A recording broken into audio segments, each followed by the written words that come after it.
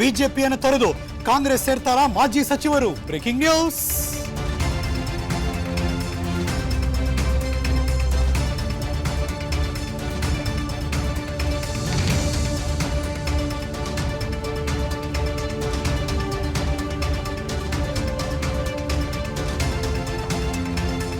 ಮಾಜಿ ಸಚಿವರು ಶಾಸಕರು ಕೆಸಿ ನಾರಾಯಣಗೌಡರು ಈಗ ಬಿಜೆಪಿಯಲ್ಲಿದ್ದಾರೆ.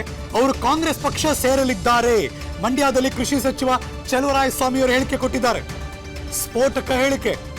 ಯಾವುದೇ ಷರತ್ತನ್ನ ಹಾಕದೆ ಅವರು ಕಾಂಗ್ರೆಸ್ಗೆ ಬರ್ತಾರೆ. ಎಲ್ಲ ಶಿವರಾಮೇಗೌಡರನ್ನ ಸಂಪರ್ಕ ಮಾಡಿಲ್ಲ, ಆದ್ರೆ ಅವರು ನಮ್ಮ ಬೇರೆ ನಾಯಕರು ಸಂಪರ್ಕಿಸಿರಬಹುದು ಅಂದ್ರು ಕೃಷಿ ಸಚಿವರು. ಚಲುವರಾಯಸ್ವಾಮಿ ಅವರು ಏನ್ ಮಾತಾಡಿದ್ರು ಬನ್ನಿ ತೋರಿಸ್ತೀವಿ.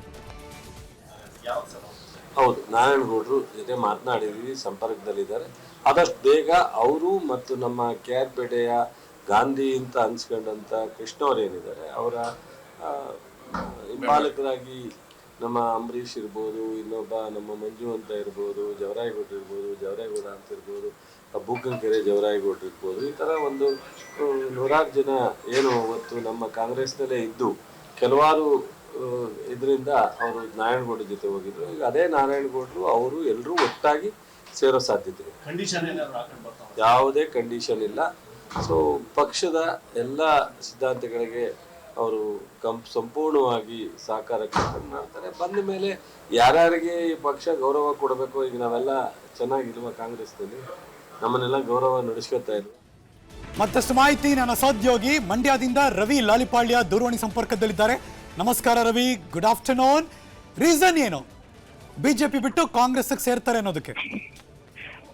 ಹರೀಶ್ ನಾಗರಾಜ್, ತಮಗೂ ಕೂಡ ಮಧ್ಯಾಹ್ನದ ಶುಭಕಾಮನೆಗಳು. ಏನು ಅಂದ್ರೆ ನಾರಾಯಣಗೌಡರು ಹೇಳಿ ಕೇಳಿ JDS ನಲ್ಲಿದ್ರು. ಅದಾದ ನಂತರ ಆಪರೇಷನ್ ಕಮಲಕ್ಕೆ ಒಳಗಾಗ್ತಾರೆ. ಒಳಗಾದಂತ ಟೈಮಲ್ಲಿ ಅವರು ಬಿಜೆಪಿಗೆ ಬಂದಂತ ಟೈಮಲ್ಲಿ JDS ನಲ್ಲಿ ಏನೆಲ್ಲ ಆಯ್ತು, ಮತ್ತೆ ಆ ಕುಟುಂಬ ನನಗೆ ಯಾವ ರೀತಿ ಎಲ್ಲ ತೊಂದರೆ ಕೊಟ್ಟು ಕಿರುಕುಳ ಕೊಟ್ರು ಅಂತ ಹೇಳಿ ಎಲ್ಲವನ್ನೂ ಕೂಡ ಅವರು ವಿವರಿಸಿರ್ತಾರೆ. ಆದ್ರೆ ಬದಲಾದಂತಹ ರಾಜಕಾರಣದಲ್ಲಿ JDS ಏನ್ ಮಾಡ್ರಿ ಈಗ ಬಿಜೆಪಿ ಜೊತೆ ಸೇರ್ಕೊಂಡಿದ್ದಾರೆ. ಹೀಗಾಗಿ ಅವ್ರು ಬಿಜೆಪಿಯಲ್ಲಿ ಇದ್ದು ಕೂಡ ಇಲ್ದಂತೆ ಆಗುತ್ತೆ ಅಂತಕ್ಕಂಥದ್ದು ಒಂದೇ ಕಾರಣಕ್ಕೆ ಅವರು ಕಾಂಗ್ರೆಸ್ ಸೇರ್ತಾ ಇದ್ದಾರೆ ಅಂತ ಹೇಳಿ ಹೇಳಲಾಗ್ತಾ ಇದೆ. ಈಗಾಗಲೇ ಒಂದ್ ಸುತ್ತಿನ ಮಾತುಕತೆ ಆಗಿದೆ.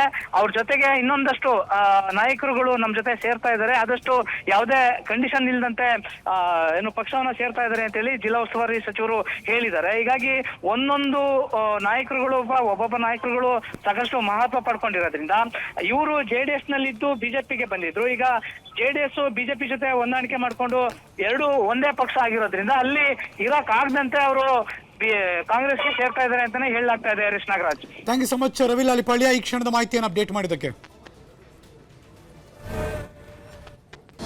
ಅನುಕ್ಷಣದ ಸುದ್ದಿಗಳಿಗಾಗಿ Vistara news YouTube channel subscribe ಮಾಡಿ. ಹೊಸ ಸುದ್ದಿಗಳ ನೋಟಿಫಿಕೇಶನ್ಗಾಗಿ ಬೆಲ್ ಐಕಾನ್ ಕ್ಲಿಕ್ ಮಾಡಿ. ಲೇಟೆಸ್ಟ್ ಅಪ್ಡೇಟ್ಸ್ಗಾಗಿ www.vistaranews.com ವೆಬ್ಸೈಟ್ಗೆ ವಿಸಿಟ್ ಮಾಡಿ. ಅಂಗೈಯಲ್ಲೇ ಜಗತ್ತಿನ ಸುದ್ದಿ ತಿಳಿಯಲು Vistara news Kannada app download ಮಾಡಿ.